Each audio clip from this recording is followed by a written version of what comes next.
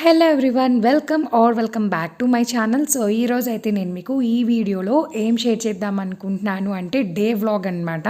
యాక్చువల్గా ఇది నేను షూట్ తీసి 2 months అయితే దాటిపోయింది, కానీ నాకు ఎడిటింగ్ చేసి అప్లోడ్ చేయడానికి అయితే ఇప్పటిదాకా టైం కుదరలేదు. అంటే షిరిడి వెళ్ళొచ్చి మళ్ళీ ఇప్పుడు ఊరు వచ్చాను కాబట్టి నాకు టైం అయితే కుదరలేదు. అండ్ ఇంకా ఇప్పుడైతే ఎడిట్ చేసి అప్లోడ్ చేస్తున్నాను. సో వీడియోను అయితే స్కిప్ చేయకుండా కంప్లీట్గా చూసేయండి. అండ్ నేనైతే ఇక్కడ ఫాక్స్టైల్ మిల్లెట్స్ అయితే తీసుకొని దోశ ట్రై చేద్దామని చెప్పి ఒకసారి మిల్లెట్స్తో దోశ నేను ఎప్పుడూ ట్రై చేయలేదు. సో అందువల్ల ఫస్ట్ టైం నేను ట్రై చేస్తున్నాను ఈ రెసిపీని. సో ఫస్ట్ దానికోసం అయితే మనం ఒక కంప్లీట్ కప్పు కొర్రలు తీసుకున్నాము అంటే అందులో 1/4 కప్పుకి మనం మినపప్పు తీసుకోవాలి.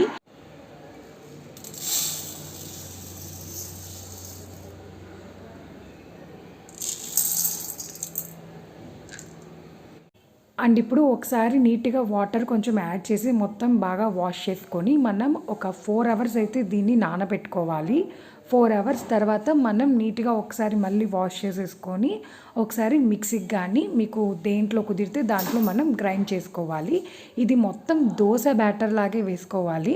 మనం మామూలుగా దోశలు వేసుకుంటాం కదా, సో ఆ బ్యాటర్ లాగే వేసుకోవాలి. అండ్ ఇంకా అలా వేసుకున్న తర్వాత ఓవర్ నైట్ మనం ఫెర్మెంట్ చేయాలన్నమాట. తర్వాత ఇంకా ఎర్లీ మార్నింగ్ మనం దోశలు వేసేసుకోవచ్చు. అండ్ ఈ మిల్లెట్స్ దోశ మనకి హెల్త్కి చాలా మంచిది. అండ్ మనం నార్మల్గా పెసరట్టు లేకపోతే నార్మల్ దోశ ఇట్లా వేసుకుంటూ ఉంటాం కదా, అలానే ఇది కూడా వీక్లో 1 day ప్లాన్ పెట్టుకున్నాము అంటే మనకి హెల్త్కి చాలా మంచిది అండ్ టేస్ట్ కూడా చాలా బాగుంటుంది. అండ్ దీనిలోకి కాంబినేషన్ మీకు ఏ చట్నీ కావాలనుకుంటే అది చేసుకొని తినచ్చు. అండ్ ఇంకా అది కంప్లీట్ అయిపోయిన తర్వాత మా కమ్యూనిటీలో మా ఫ్రెండ్ వాళ్ళ ఇంట్లో సత్యనారాయణ స్వామి వ్రతం జరుగుతుంటే వెళ్ళానమాట. బుడ్డోని అయితే తీసుకెళ్ళలేదు, ఎందుకంటే అప్పటికే నాకు లేట్ అయిపోయింది. పూజ అయిపోతుందేమో అని చెప్పి, అంటే వ్రతం అయిపోయిద్దేమోనని చెప్పి నేను ఇంకా ఫాస్ట్గా వచ్చేసాను. బట్ నేను వచ్చిన తర్వాత కథ స్టార్ట్ చేశారు. ఇంకా నేను అక్కడే కూర్చొని కథ కంప్లీట్ అయిపోయిన తర్వాత ఇంటికైతే వచ్చాను. అండ్ ఇంకా ఆఫ్టర్నూన్ లంచ్ కంప్లీట్ అయిపోయిన తర్వాత 4-5:30 ఆ టైంకి అయితే నేను ఒకసారి అన్నపూర్ణాదేవి విగ్రహంకి కింద ఒక చిన్న ప్లేట్లో బియ్యం అయితే చేంజ్ చేసి చాలా డేస్ అయింది. సో అందుకని చెప్పి ఆ బియ్యం అంతా కూడా చేంజ్ చేసేసి కొంచెం కొత్త బియ్యం తీసుకొని ఆ ప్లేట్లో వేసి దాంట్లో అన్నపూర్ణాదేవి విగ్రహాన్ని పెట్టి దీపం వెలిగించి బొట్టు పెట్టి పూజ అయితే చేసుకున్నాను. పూజ అంటే జస్ట్ అన్నీ చేంజ్ చేశాను అనమాట. అండ్ ఇంకా పక్కన ఇండోర్ ప్లాంట్ ఒకటి ఉంటే ఆ ప్లాంట్కి కూడా వాటర్ అయితే పోస్తున్నాను. ఫైనల్ అయితే ఇలా రెడీ చేసేసాను అనమాట అమ్మవారిని. అండ్ ఇంకా నేను ఇంటికి వచ్చిన తర్వాత, అంటే వ్రతం కంప్లీట్ అయిపోయి ఇంటికి వచ్చిన వెంటనే నేను బఠానీలు అయితే నానబెట్టాను. 1 కప్పు బఠానీలు తీసుకొని మనం ఒక 4 hours అలా నానబెట్టాము అంటే మనం బఠానీ చాట్ అయితే ఈజీగా చేసేసుకోవచ్చు. బఠానీలు ఎంత నానితే మనకి అంత మెత్తగా ఉడుకుతాయి ఉడకబెట్టేటప్పుడు. అండ్ ఇంకా ఆ బఠానీలన్నీ నీట్గా వాష్ చేసేసి నార్మల్ వాటర్ యాడ్ చేసుకొని ఇంకా కుక్కర్లో అయితే పెట్టేసి ఒక 4-5 విజిల్స్ అయితే రానిస్తాను. ఒకవేళ ఇంకా ఉడకకపోతే మళ్ళీ ఇంకొక 2 విజిల్స్ ఎక్స్ట్రా అయితే రానిస్తాను. అండ్ ఇంకా ఈ లోపల నేను ఆనియన్స్ అండ్ పచ్చిమిర్చి, టమాటా ఇవైతే కట్ చేసుకుంటున్నాను. బఠానీ చాట్లోకి పచ్చిమిర్చి, ఆనియన్స్, టమోటా అండ్ కొత్తిమీర ఇవన్నీ ఉంటే మాత్రం అసలు ఏ చాట్ అయినా చాలా బాగుంటుంది. బఠానీ చాట్ అని కాదు, ఏ చాట్ అయినా చాలా టేస్టీగా ఉంటుంది. అండ్ మిర్చి బజ్జీలోకి ఆనియన్స్ ఎలాగో మనకి వీటన్నిటికీ కూడా చాట్లోకి ఇవన్నీ కూడా అలా అన్నమాట, చాలా టేస్ట్ని ఇస్తాయి. అండ్ ఇంకా అన్నీ కూడా రెడీ చేసి పెట్టేశాను. ఈ లోపల విజిల్స్ కూడా వచ్చేసాయి.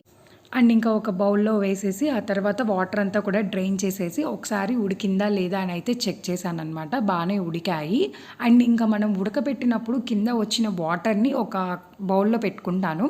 అండ్ ఇప్పుడు కొన్ని బఠానీలు అయితే నేను తీసుకొని మిక్సీకి అయితే వేసుకుంటాను. వేసేటప్పుడు కూడా మనం ఆ బఠానీల్ని చల్లార్చాలి.